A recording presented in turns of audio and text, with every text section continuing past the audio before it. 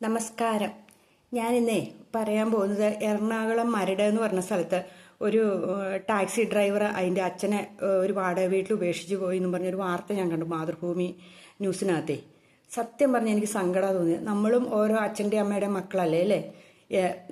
അച്ഛൻ എന്തോ ആകട്ടെ അല്ലെ അമ്മ എന്തോ ആകട്ടെ, അവരെ ഉപേക്ഷിക്കുമ്പോൾ ഏതെങ്കിലും ഒരു വൃദ്ധസദനത്തിലോ അല്ലെങ്കിൽ എവിടെയെങ്കിലും കൊണ്ടുപോയൊക്കെ കൊടുക്കാമായിരുന്നല്ലോ ഇല്ലേ? അയാളുടെ സഹോദരങ്ങൾ പോലീസ് പ്രൊട്ടക്ഷനിലാണ് വന്ന് അച്ഛനെ കണ്ടുകൊണ്ടിരുന്നതെന്നാണ് ന്യൂസിനകത്ത് പറഞ്ഞത്. എന്തൊരവസ്ഥയായത്! അയാളുടെ സാധനങ്ങൾ എടുത്തുകൊണ്ട് പോകാൻ അയാൾ മറന്നില്ല. അയാൾക്ക് ഉണ്ടായിരുന്ന സാധനങ്ങളെല്ലാം എടുത്തുകൊണ്ട് പോയി. പക്ഷെ അച്ഛനെയാണ് അയാൾ മറന്നുപോയത്. എന്തൊരു അവസ്ഥയല്ലേ ആ മനുഷ്യൻ്റെ അവസ്ഥ! 3 ദിവസമായിട്ട് ഭക്ഷണം കഴിക്കാണ്ട് അയാൾ അവിടെ പട്ടിണി കിടക്കുന്ന ഒരു അവസ്ഥ. അയാൾക്കാണെങ്കിൽ നേരാമണ്ണം സംസാരിക്കാൻ പോലും സാധിക്കാത്ത ഒരു മനുഷ്യൻ, വീണ് അവശനായി കിടക്കുന്ന ഒരു മനുഷ്യൻ. അയാളോട് ഇത് ക്രൂരതയായത്. പണ്ടൊക്കെ ഇടക്കാലത്തൊക്കെ നമ്മൾ കേൾക്കുമായിരുന്നു ഏതെങ്കിലും അമ്പലത്തിൽ കൊണ്ട് അച്ഛനെ അമ്മേനെ ഉപേക്ഷിക്കുന്ന ഒരവസ്ഥ. ഒത്തിരി അമ്മമാർ അങ്ങനെ അമ്പലങ്ങളിൽ കൊണ്ട് ഉപേക്ഷിക്കില്ലായിരുന്നു മക്കൾ. അങ്ങനെ ഗുരുവായൂർ പോകാം അല്ലെങ്കിൽ വേറെ എവിടെയെങ്കിലും പോകാമെന്ന് പറഞ്ഞ് കൊണ്ടുപോകും. അവിടെ കൊണ്ട് ഉപേക്ഷിച്ചിട്ട് മക്കൾ സ്ഥലം വിടും. ഇങ്ങനെ ഉപേക്ഷിക്കണേക്കാളും ഭേദം ഏതെങ്കിലും ഒരു സ്ഥാപനത്തിൽ കൊണ്ട് കൊടുക്കുക. ഈ അച്ഛൻ ചെയ്ത തെറ്റെന്ന് വെച്ചിട്ടുണ്ടെങ്കിൽ ഇതുപോലെ ഒരു മക്കളെ ഒന്നും വളർത്താൻ നോക്കരുത്. അതിനും ഭേദം ഒരു 2 പട്ടീനെ മേടിച്ച് വളർത്തുമായിരുന്നു.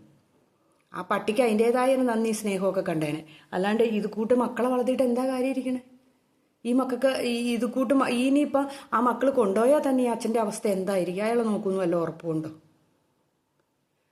എന്തൊരു ദുരിതം ആ മനുഷ്യൻ കിടന്ന് കളിക്കുന്നതല്ലേ? ഇതുപോലെ എത്ര വീടുകളിൽ കാണും. ഒരു ടീച്ചർ അതിൻ്റെ അമ്മായിയമ്മേനെ തള്ളി താഴെയിട്ട് നമ്മൾ കണ്ടതല്ലേ? അടുത്ത നാളത്ത് നടന്നൊരു സംഭവമല്ലേ? വലിയ എന്താ പറയണ, പിള്ളേർക്ക് മാതൃക പറഞ്ഞു കൊടുക്കുന്ന അധ്യാപികയാണ്. എന്നിട്ടാണ് കെട്ടിയവനോടുള്ള വൈരാഗ്യത്തിന് അമ്മായിമ്മേനെ എടുത്തിട്ട് ചതച്ചുകൊണ്ടിരുന്നത്. എനിക്ക് തോന്നുന്നത് നമ്മൾ വളർന്നു വരുന്ന സാഹചര്യങ്ങളായിരിക്കും നമ്മൾ ഇങ്ങനെയെന്ന് ആക്കുന്നതെന്ന് എനിക്ക് തോന്നുന്നത്. അല്ലാതെ ഇതെന്താ എനിക്കറിയാൻ പറ്റില്ല. ഇതെന്തൊരു വസന്ത പോലെ എവിടെയെങ്കിലും കൊണ്ട് ആരെങ്കിലും ആ മനുഷ്യനെ നോക്കിയേനെ. എന്തൊരു ക്രൂരകൃത്യമാണ് ചെയ്യുന്നത്! ഇഷ്ടം പോലെ സ്ഥാപനങ്ങളുണ്ട് ഇപ്പം ഇങ്ങനെ നോക്കുന്ന. എന്തോ ഒരു സ്ഥാപനങ്ങളുണ്ട്, അവിടെ കൊണ്ട് കൊടുക്കുക. അതെന്ന് വെച്ചാൽ ചില സ്ഥലത്തൊക്കെ പൈസ കൊടുക്കണം. അത് മടിയായതുകൊണ്ട് ഇയാൾ വാടക പോലും കൊടുക്കണില്ലായിരുന്നു എന്നാണ് പറയണേ. ഉടമസ്ഥന് വാടക പോലും കൊടുക്കാണ്ട് ഇയാൾ താമസിച്ചുകൊണ്ടിരുന്നത് അതിൻ്റെ പേര് പോലീസ് കേസും ഒക്കെ ആയിട്ടിരിക്കുന്ന സമയത്തായിരുന്നു. ഒന്ന് ഓർത്തു നോക്കിയേ. ഇയാളെ ഒന്നും വെറുതെ വിടരുത്. ഇയാൾക്കൊക്കെ തക്കതായ ശിക്ഷ കൊടുക്കണം. ഇയാളെ ജനിപ്പിച്ച് ഇത്രയും വലുതാക്കണമെങ്കിൽ ആ അച്ഛൻ എന്തോരം കഷ്ടപ്പെട്ടിട്ടുണ്ടായിരിക്കും. അയാൾ എന്തോ ആകട്ടെ, വീണ് കിടക്കണ അച്ഛൻ ക്രൂരനായിരുന്നു എന്ന് ഇയാൾ പറഞ്ഞാൽ പോലും ആ മക്കളെയൊക്കെ എന്തിനാ വളർത്തിയത്?